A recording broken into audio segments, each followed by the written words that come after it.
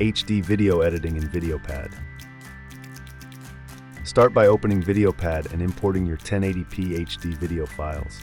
Click the Add Files button on the Home tab, or drag and drop your video into the Media bin. VideoPad will retain the original 1080p resolution, so you're working in full HD from the start. Drag your clip onto the timeline to begin editing. Use the timeline to trim and arrange your clips.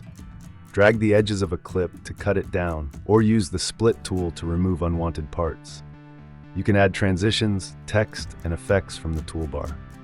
To fine-tune your visuals while keeping 1080p quality, select the clip and open the Video Effects panel to adjust brightness, contrast, or color.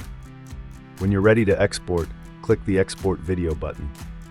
Choose a format like MP4, then set the resolution to 1920 by 1080 to ensure your final video stays in full HD. Select your preferred quality settings, choose a save location, and click Create to export your 1080p HD video.